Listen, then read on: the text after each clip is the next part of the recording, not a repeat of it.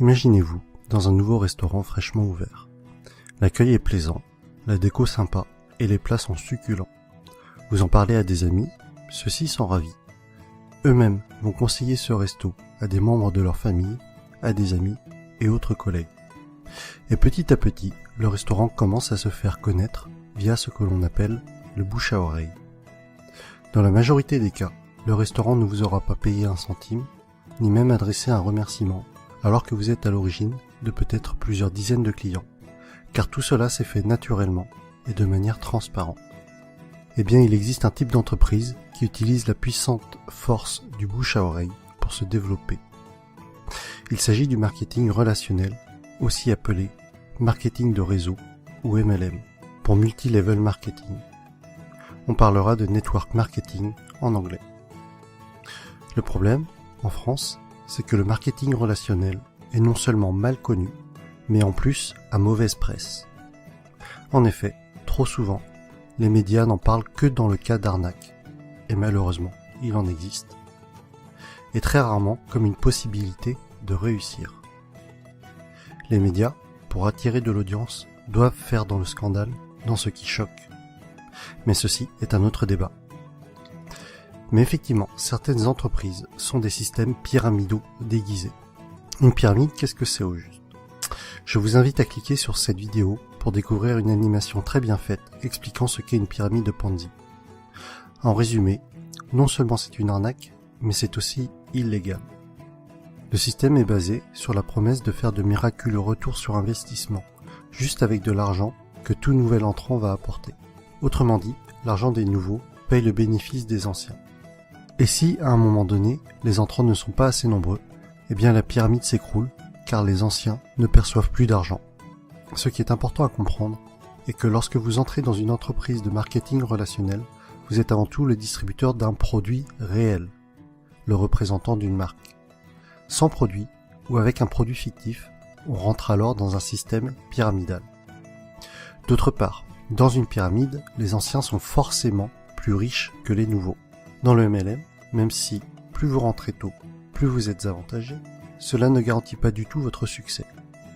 Un nouveau filleul peut très bien mieux développer son affaire et faire mieux que son parent. Ainsi, dans une entreprise de marketing relationnel, tout le monde est au même stade au début, mais plus elle va grossir et plus elle va avoir d'impact et être puissante. C'est vraiment la force du réseau qui fait qu'une MLM est puissante. Et Robert Kiyosaki insiste vraiment sur ce point dans le livre « L'entreprise du XXIe siècle ». Le pouvoir n'est pas dans le produit, mais dans le réseau. Pour en revenir à ce que l'on évoquait au début de la vidéo, le bouche à oreille est le principal véhicule de communication d'une société de marketing relationnel, si bien qu'il n'y a pas ou peu de publicité. Et ce budget pub, qui est souvent faramineux pour les grandes entreprises, est reversé aux distributeurs et ou consacré à l'amélioration du produit qui en général est excellent. Lorsque vous vous lancez dans le MLM, vous êtes parrainé par une personne et ensuite c'est comme si vous étiez votre propre patron et que vous aviez créé votre entreprise. Votre but et votre source de revenus vont être de deux types, soit en parlant du produit autour de vous et en le revendant, soit en parrainant d'autres personnes qui elles-mêmes vont devenir distributeurs. Ainsi, le plus efficace et pour que votre entreprise soit réussie, tout ce que vous faites doit être duplicable. Votre filleul doit avoir les outils pour développer lui aussi son réseau. Dans tous les cas, ce qui est important à retenir est que le succès est partagé. Si votre filleul échoue, vous échouez d'une certaine façon.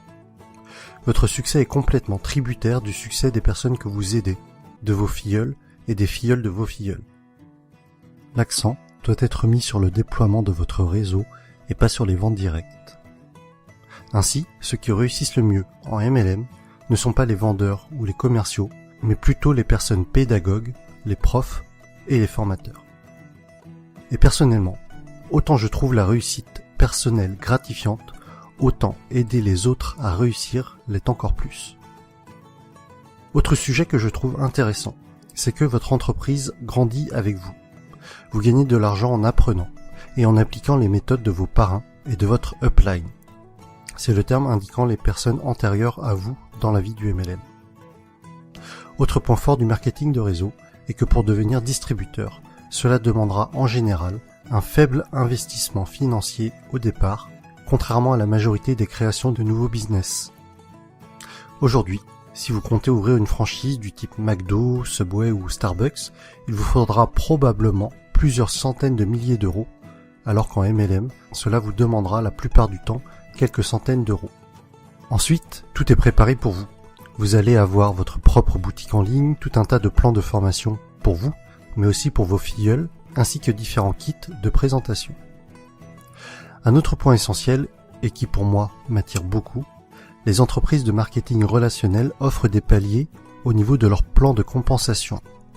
Pour être plus précis, à partir d'un certain nombre de filleuls, et sans compter les éventuelles primes bonus, vous allez toucher un revenu résiduel, encore appelé revenu hors exploitation, c'est-à-dire un revenu passif.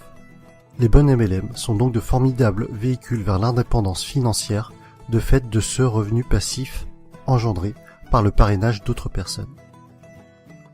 Je rajoute que les MLM sont un type d'entreprise qui a une croissance des plus fulgurantes à l'échelle mondiale ces dernières années. Aux USA, ça a vraiment explosé depuis les années 90. Et avec Internet, c'est encore plus facile d'augmenter son réseau qu'auparavant. De plus, c'est une activité que l'on peut tout à fait démarrer sur notre temps libre pour un revenu complémentaire au début. Il faudra alors se déclarer en auto-entrepreneur avec le statut de VDI, c'est-à-dire vendeur à domicile indépendant. J'insiste tout de même sur le fait de bien vérifier un certain nombre de points avant de vous engager dans une entreprise de marketing relationnel, afin de ne pas tomber sur une pyramide Ponzi déguisée. Voici le type de questions qu'il faut vous poser avant de vous engager dans une entreprise de ce type. Est-ce qu'il y a des bureaux réels? À quels endroits géographiques? Se trouve-t-il dans des paradis fiscaux? Quel est l'historique de l'entreprise? Quelle est la réputation de cette entreprise? Quels sont les avis d'autres personnes sur celle-ci? En conclusion, et si vous avez suivi mon défi personnel, je pense que vous commencez à comprendre pourquoi est-ce que ce type d'entreprise m'intéresse fortement. Travailler pour ses propres rêves et non pas ceux de quelqu'un d'autre. La possibilité d'avoir des revenus passifs avec cet objectif d'indépendance financière. Partager le succès. Vous savez, à la base, ma chaîne YouTube est quand même le partage des bonnes pratiques, d'idées inspirantes. Alors si en réussissant dans un domaine, j'arrive à aider d'autres personnes à réussir également, alors j'en serais sincèrement ravi. Autre point que l'on avait évoqué, c'était de gagner de l'argent tout en apprenant. Le message que j'y vois derrière cela est celui que Jim Rohn a souvent répété, que plus vous vous développerez personnellement, plus cela attirera le succès. Et enfin, des horaires libres. Cela signifie que je pourrais aller chercher ma fille à l'école. Et voilà pour cette vidéo sur le marketing relationnel. J'espère que le public francophone comprendra mieux ce qu'est le MLM avec cette vidéo. Pour ma part, il y a quelques mois encore, je dois vous avouer que je faisais partie des personnes qui rejetaient le sujet, ne comprenant pas en quoi cela consistait, et sûrement aussi parce que je ne voulais pas comprendre, et que je gardais en tête ce que les médias véhiculaient.